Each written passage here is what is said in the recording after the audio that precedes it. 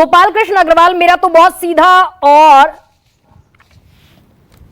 एकदम सीधा सवाल, सुप्रीम कोर्ट को भी के ऑर्डर को भी दरकिनार कर दिया गया। 6 दिन बाद तक इलेक्टोरल बॉन्ड छपते भी रहे और बैंक भी पहुंचे। देखिए, सुप्रीम कोर्ट का ऑर्डर दरकिनार कर दिया गया कि नहीं दिया, यह तो गवर्नमेंट के प्रवक्ता बताएंगे। लेकिन मैं ये कहना चाहता हूं कि देखिए, इलेक्टोरल बॉन्ड्स का जो पूरा इशू है उसमें हमें बेसिक समझना पड़ेगा कि इलेक्शंस जो भारत में है वो काफी पैसे की आवश्यकता के साथ लड़े जा रहे हैं। पैसे की काफी उसमें एक्सपेंडिचर होता है, पार्टी का भी होता है। और अगर आप इलेक्टोरल बॉन्ड्स के पहले की स्थिति देखें, उसको कंपैरेटिवली हमें देखना पड़ेगा चीजों को कि क्या किस तरफ हम बढ़ रहे थे।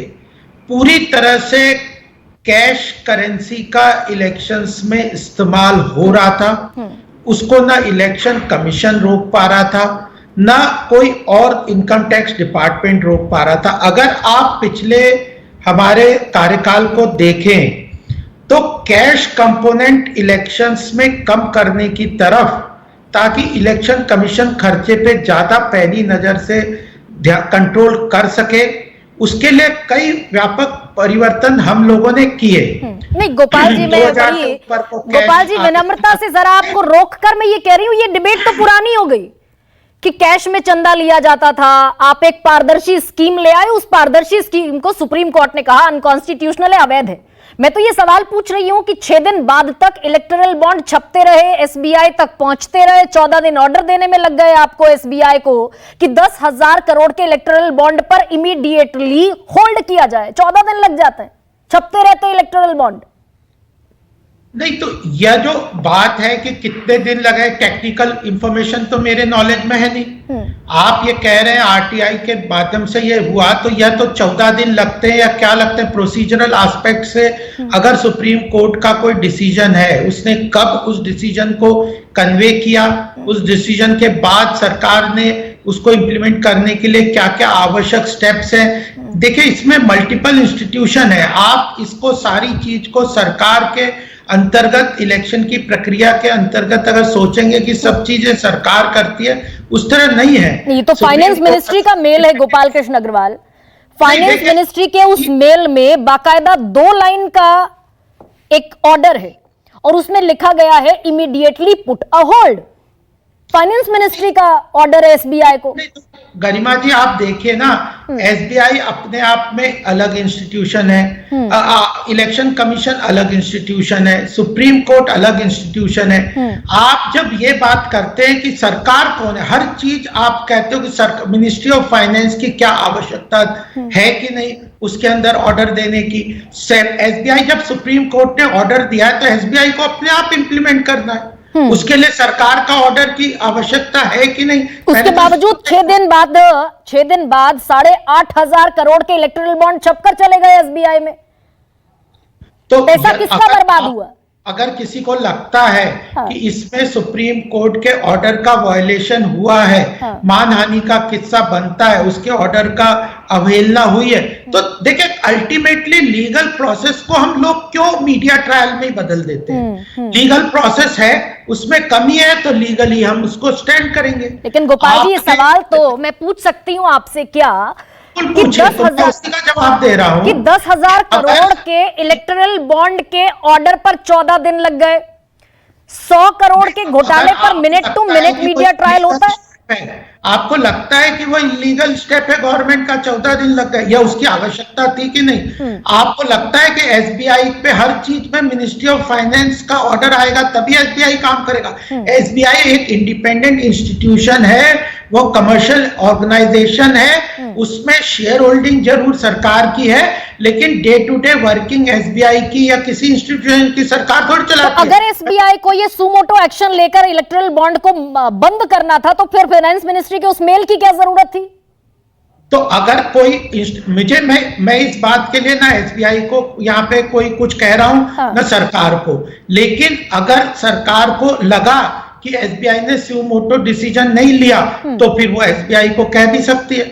अल्टीमेटली आप हर चीज को यह कह के आप एक तरफ तो गरिमा जी ये बता दो कि हमारे यहाँ पे इंडिपेंडेंट इंस्टीट्यूशंस का देश में कोई महत्व नहीं रखना है। इलेक्शन कमीशन सरकार के इंस्ट्रक्शन पे चलेगा, सुप्रीम कोर्ट सरकार उसके इंप्लीमेंट करेगी, एसबीआई अलग से इंडिपेंडेंट इंस्टीट्यूशन नहीं है। अगर इनमें से सब इंडिपेंडेंट है और अगर ये कोताही बरतते हैं तो सरकार एक वॉचडॉग के लिए उनको कह सकती है, लेकिन फिर भी अगर वायलेशन है किसी लीगल प्रोसेस का या लीगल स्टेप्स का तो हमारे पास उसकी रेमेडी है। उस चीज को हम लीगल प्रोसेस को, ड्यू प्रोसेस को अपनी सुविधा के अनुसार नहीं ले सकते कि इसमें तो लीगल ड्यू प्रोसेस होगी, इसमें हम विदाउट ड्यू प्रोसेस सरकार को एक्शन लेना है। नहीं, लेकिन गोपाल जी, विपक्ष का 100 करोड़ का घोटाला, उस पर मिनट टू मिनट इतनी अलर्टनेस दिखती है और 10,000 करोड़ के इलेक्टोरल बॉन्ड पर 14 दिन लगेंगे तो सवाल तो बनेगा ना। तो ये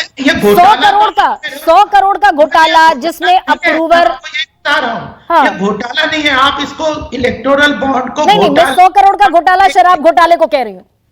नहीं, मैं कह रहा हूं कि हम इलेक्टोरल बॉन्ड के सपोर्ट में नहीं खड़े हुए। अगर सुप्रीम कोर्ट ने कोई फैसला दिया उसका पूरे सम्मान के साथ हम उसको इंप्लीमेंट, उसको मान्यता दे के काम कर रहे हैं। हमने उस वक्त की सरकार ने, हमारी सरकार ने एक प्रोसेस को, इलेक्शन कमीशन ने उसको किया है, केवल सरकार ने नहीं डिसीजन लिया था कि इलेक्टोरल बॉन्ड आने चाहिए, इलेक्शन कमीशन का डिसीजन था। नहीं, यहां पे मैं कॉन्ट्राडिक्ट करूंगी गोपाल कृष्ण अग्रवाल।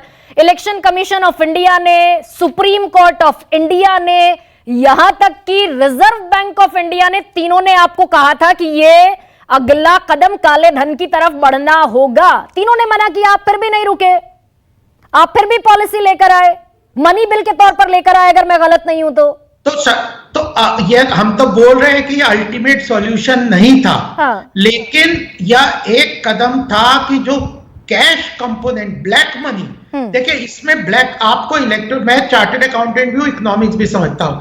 अगर आप इसमें ऑडिट ट्रेल की अलग बात है कि किस बॉन्ड ने किस पार्टी को दिया, इसका अपोजिशन को हमारे से ज्यादा लाभ मिला होगा, ये मैं मानता हूं। क्योंकि ट्रांसपेरेंसी में अगर जब हमारी 13-14 प्रदेशों में हमारी सरकार है, केंद्र में हमारी सरकार है, तो हमें कोई भी कॉर्पोरेट सेक्टर डोनेशन देने में कम कोताही बरतेगा। नहीं, लेकिन गोपाल जी, जिन दवा कंपनियों के गंभीर बीमारियों का इलाज, जो दवा कंपनी गंभीर बीमारियों की दवाई बनाती है, उनके सैंपल्स फेल हो जाते हैं और वो बीजेपी को चंदा दे देती है। मेरे पास लिस्ट है 10 कंपनियों की, एक बार नहीं 7 बार सैंपल फेल हुए और इलेक्टोरल बॉन्ड खरीदकर बीजेपी ने रिडीम कर लिए। ईडी, आईटी, सीबीआई के छापे हुए और ईडी, आईटी, सीबीआई के छापे के बाद इलेक्टोरल बॉन्ड खरीदे, बीजेपी को दे दिए। शराब कारोबारी ने इलेक्टोरल बॉन्ड खरीदा, बीजेपी को दे दिया। प्री अरेस्ट कितना खरीदा, पोस्ट अरेस्ट कितना खरीदा। 60 साल तक हमारे देश में इलेक्शन कैश में चलते थे, तो क्या आप समझते हो कि अभी इतना जो आप खर्चा दिखा रहे हो इलेक्शन में, वो 2023, 24 और 25 में ही हो रहा है क्या?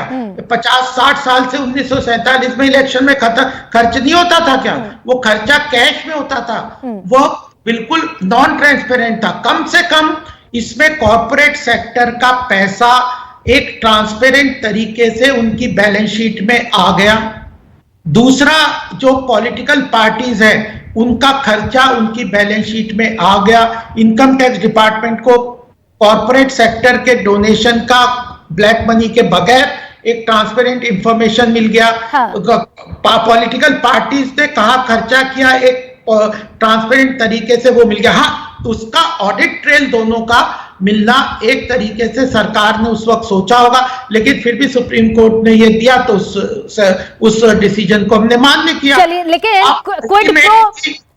आप एक पॉजिटिव स्टेप की तरफ बढ़ रहे हैं। हम तो नहीं कह रहे कि अल्टीमेट जो गोल है कि इलेक्शन में ब्लैक मनी का जो अतिशयोक्ति के रूप में खर्चा होता है वो खत्म हो, इससे हो गया नहीं, लेकिन कैश कंपोनेंट को कम करने में इलेक्टोरल बॉन्ड ने इलेक्शंस में बहुत बड़ा रोल अपनाया है। लेकिन आप ये मत सोचना, इससे मैं ये नहीं कह रहा कि हम इलेक्टोरल बॉन्ड के सपोर्ट में खड़े हुए, हम जानते हैं इसकी कमी नहीं, लेकिन मैं तो ये पूछ रही हूँ गोपाल कृष्ण अग्रवाल, ये जो 10,000 करोड़ के इलेक्टोरल बॉन्ड छपे, इसमें 20 करोड़ तो छपाई में चला गया।